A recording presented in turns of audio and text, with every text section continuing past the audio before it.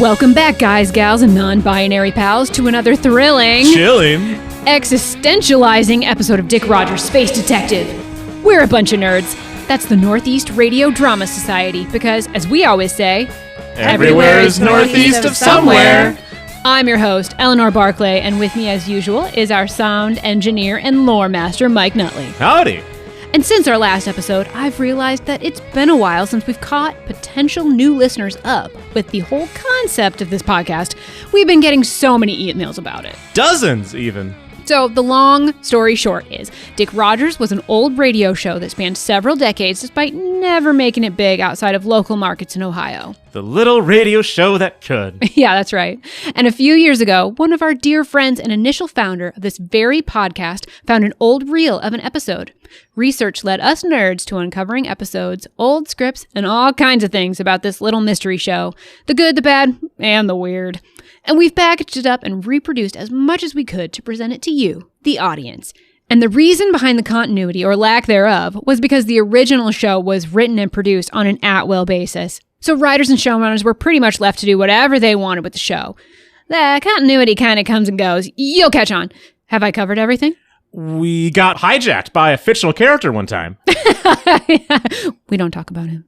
But today's episode is actually a sequel to a previous episode, though the focus of this episode is actually from the villain's perspective. Are we sure that's a good idea? Last time we did that, you know who showed up. We don't talk about him. So make sure your dice are all together and your spells are prepared for this week's episode, Dick Rogers and the Dungeon of Doom, Part 2.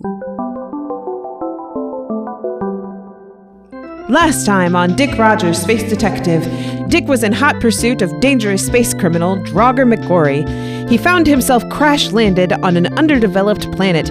However, justice still called, and Dick refused to let her go to voicemail. Recruiting the aid of a party of locals, Dick descended into a dangerous and mysterious dungeon as Drauger and his own party tried to find a secret treasure, the nature of which is completely unknown. And after forcing Dick and his crew to combat a genetic beast, the villain Drauger escaped further into the dungeon, which is where we find ourselves now, not in the presence of Dick and his party, but the dastardly villain, Drauger McQuarrie. The villain found himself in the presence of local criminals he had broken out of jail.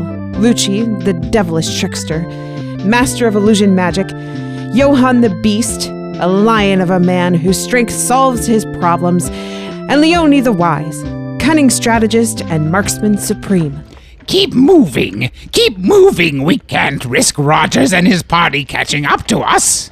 I thought the point of sending that monster after them was for it to kill them.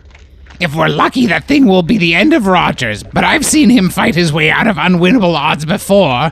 Knowing him, he's figured out some way to defeat the beast, and he could be on his way after us as we speak. If I may, Drauger, even if this Rogers and his party are able to defeat that monster we've left behind for them, it's unlikely they've done so unscathed. It's more likely that they'll require rest.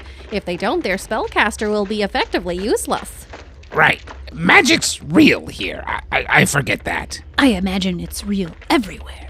Perhaps your people just haven't figured it out yet. They may not be attuned to it. Not everyone in this world is capable of it. Like Johann. Like Johann! Hey, wait a minute.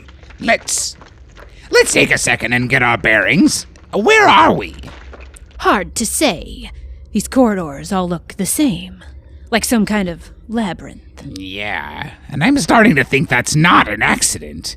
The ship's security is still active. It must be rearranging the layout to prevent intruders. Well, there's never been a maze or puzzle I haven't been able to solve. Whatever spirit is controlling this dungeon is in no way smart enough to best me. Leone took the lead, taking the group down winding corridors, a painstaking process that took hours to traverse the expansive labyrinth of walls and doors, until finally... That's it! Are we there yet?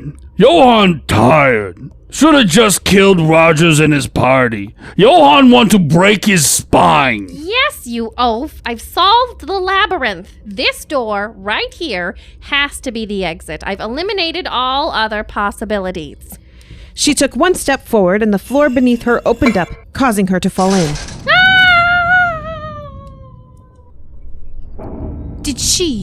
Did she just fall into a trap door? Leave it to the smartest of us to fall for the dumbest trap.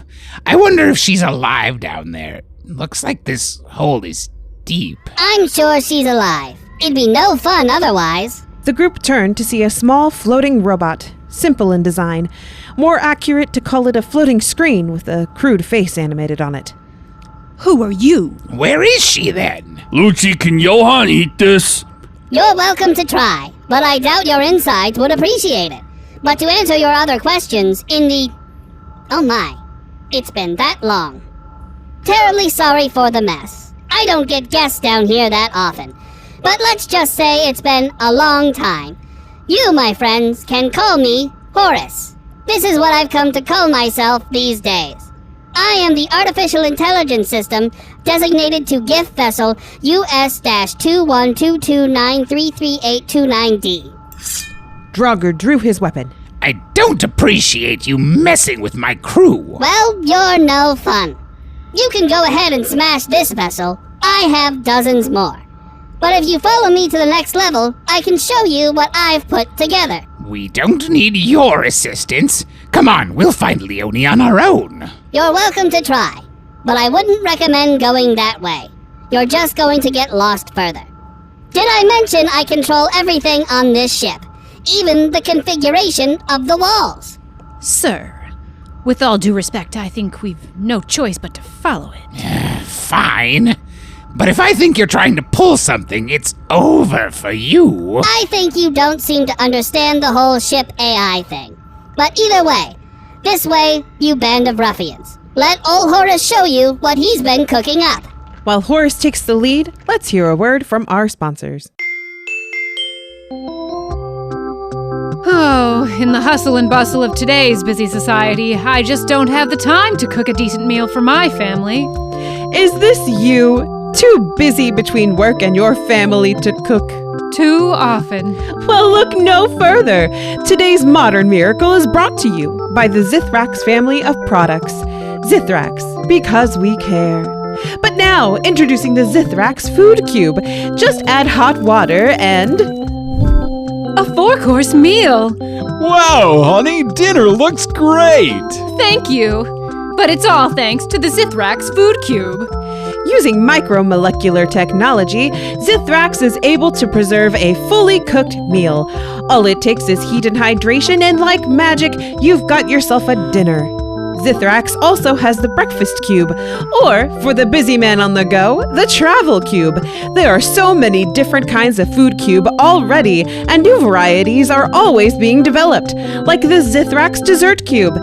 Available anywhere Zithrax products are sold. Keep out of reach of children. Do not under any circumstances consume the unhydrated cube. If attempting to hydrate a Zithrax food cube fails, please vacate the premises immediately and seek medical aid for radiation poisoning. Do not use Zithrax food cube more than once per 24-hour period per household. As we return, Horace explains his situation in song. We were on a colony vessel. A colony vessel. A colony vessel. We were making our way across the galaxy when we were struck by an asteroid field. An asteroid field thrown off course. The engine was braking, and the captain did some emergency thinking. Through a wormhole, the ship did go. Where it ended up, nobody knows. Time! Lasting time! Stuck in time! Time for time! Dumped on the other side, nowhere to go, but within range of a planet, land ho! An emergency crash, landing saved the ship, but now we're stuck. Terrible luck. Stranded on an unknown planet. Couldn't think of a word that rhymes with planet, but the mission's the same, colonize and survive. Even though we're stuck, hold on, calculating, 100 million years in the past. Does that sound right? That sounds right. Are you finished? Processing. Yes. Thank you. Now where is, what was her name? Leonie. Yes, her. She's right behind this door. The door slid open to reveal a large chamber filled with some kind of elaborate course full of traps and dangers. And at the end, in a cage dangling over a nebulous pit, There there you are. I've been stuck here while you've been gallivanting around with that thing. What is that? Your humble captor. Whatever. Kill it and get me out of here. Oh, no. It definitely won't be that easy. If you want to rescue your friend, you'll first have to face the dangers of my obstacle course / quiz type game show. What? You like it? I've combined all the best parts of the most popular programs on the ship's memory. They're all I've had to watch for entertainment all these years. So I thought I'd put them together for fun. But nobody's ever gotten this far down to play it, so you will be the first. Do we have to? Yes. What if we don't? Then you'll die. You see, if you don't complete this challenge, I'll fill this chamber with deadly neurotoxin that will kill all of you. That being said, at least one of you will die during the course of this game. Why? It's no fun if there's no stakes. Now, no more questions. The game begins now. The trio were separated and placed on individual courses, all leading to where Leonie was dangling. The rules are simple. You'll each take turns to either answer a trivia question or engage in the physical challenge. The physical challenge is a deadly trap. Also, if you get the quiz question wrong, you will also face a deadly trap. Questions? Your game sucks. Perfect.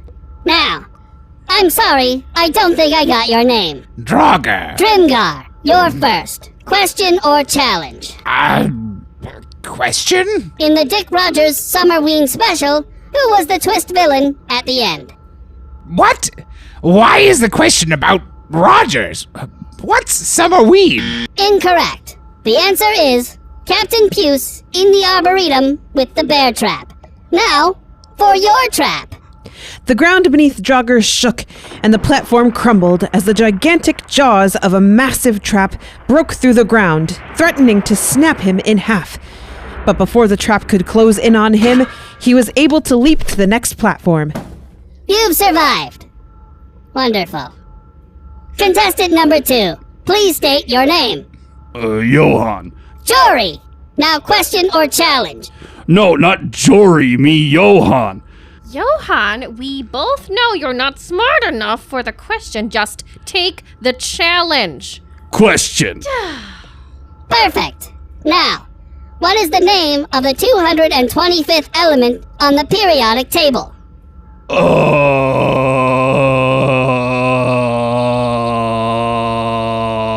Take your time. While Horace waited for Johan's answer, it wasn't able to keep watching Drauger or Lucci. The two looked to each other, seeming to understand what the other was planning before each sprinting down their respective paths. What? Hey, you are cheating! Sprinting past and dodging trap after trap, the two outlaws reached the end of the course and... Well, now what? I don't know. I assumed something would happen. Well, figure something out. It's gaining on you. Cheater! Cheaters! Drauger quickly drew his blaster pistol from his waist and with 2 quick shots, destroyed the hinges of the cage, holding Leonie. I don't know why an advanced AI is using an analog cage, but we'll take our small victories. It is for aesthetics. Not like you brutes would know anything about proper design. So what's the plan? Well, our options are rampaging, whatever that is, and the pit of the unknown, probably death. So we kill the thing. It's a drone. It's like a puppet. Destroy it and it'll just send more after us. Are we leaving Johan behind?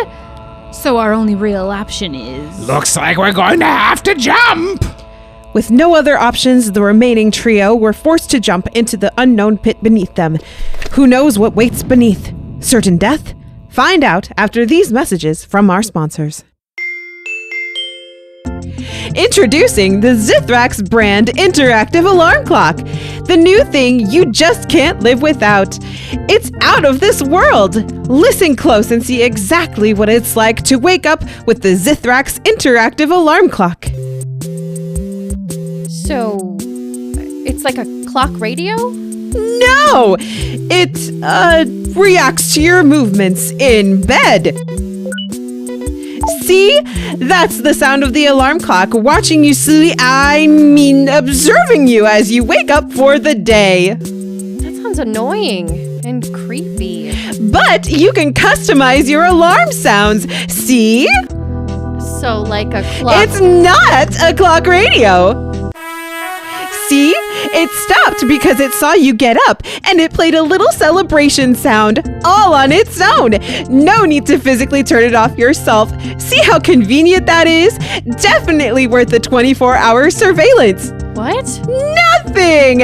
And if you try to ignore the alarm and stay in bed, it'll just get louder and louder until you can't ignore it anymore. How fun! Not to mention you can customize your Zithrax interactive alarm clock with up to 5 custom sounds for an additional fee, of course. Also, make sure to keep your Zithrax interactive alarm clock connected to the internet at all times so we can constantly frequently update you with new sounds as they become available for an additional fee. I don't really see why I need this. The Zithrax interactive alarm clock also plays relaxing sounds while you sleep. I already have my whale songs taped. It also keeps track of how long you sleep each night.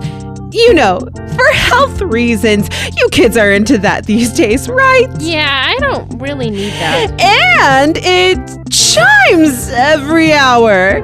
How much does this even cost? The Zithrax interactive alarm clock is only available for a limited time to Zithrax lifetime catalog subscribers.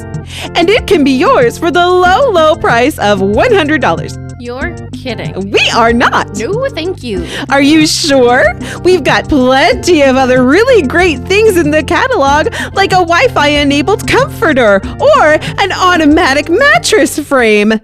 Drauger, Lucci, and Leone fell into the darkness of the pit below, and they fell and fell until finally... Ouch! Is everyone alive? Yes. Unfortunately. Do we leave Johann behind? Oh. Well, at least there's that. Where are we? You're at the end. The lights came on, and the trio found themselves in a large chamber before a gigantic terminal. A large screen with a digital image of Horace's face upon it. You've reached me. The real me. This is the treasure at the end of the dungeon. That's it? A computer? A supercomputer. But yes. No weapons? No treasure? What's the point? I was bored. I've spent decades stuck down here since the ship crashed and everyone left and forgot about me. So, I might have started spreading the rumor of treasure in this dungeon so someone would come down and find me. And filled it with monsters? Well, I couldn't make it too easy. Where's the fun in that? I just might have gotten carried away with the whole Game Master thing. And once everything was going, I just couldn't stop. Why didn't you just send a distress signal? We're too far underground. It would never reach anyone. Plus, after the whole time warp thing, it was hundreds, thousands of years. I lost track of time and didn't know if anyone would even receive the signal. Great, we beat your game and won nothing! How do we even get out of here? There's the elevator. What elevator? Finally, after all those incredible battles! Yeah, it will make for a real exciting adventure story if anyone ever saw it. Dick! Drauger! It's over, Drauger! You're under arrest, again. Ooh, Dick Rogers. I'm a huge fan. Wait, what? What's this? Ship's AI, it's a long story. Time loop. This is the end of the dungeon in all its underwhelming glory. Can you just take me back to space jail? This whole endeavor sucks. Okay. That was much easier than I expected. Wait, what about us? You're definitely going back to prison. Drat. Johann landed on face. Well, I guess I can read you your rights. You landed your ship somewhere, right? Yes, I'll show you the way. Oh, before you go, can you please take me with you? I can download myself into your blaster. Wait, really? Already done. It's just until we get a more suitable shell for me. The drones can't leave the ship. This is going to be so much fun, getting to see adventures and mysteries firsthand instead of just reading the reports. Not too late to leave him behind. Last I checked, you had the right to remain silent. Ha ha! Nice one. Now, on to adventure. And onwards they did go to adventures and beyond. Tune in next week for another pulse-pounding episode of Dick Rogers, Space Detective. Same space time, same space station. You know, that's not quite how I expected this episode to go. Yeah, I guess the writers were concerned if they leaned in again on the fantasy adventure aspect, it would be a retread of the last episode. So they tried to keep things fresh by going in a new direction. I guess, but I was hoping for a little more action, you know? Well, not every episode can be big, dumb action sequences. I know, but it spices things up a bit, you know? Well, I think somebody's been getting a little too much spice lately. It's not my fault that I have been so desensitized to fictional violence. It's society that's to blame. Well, at least it seems like Dick got himself a new sidekick. Yeah, about that. Didn't he technically still kill a bunch of people if he was in charge of the dungeon? I wouldn't worry about it. It's probably fine. Are you sure? Probably fine.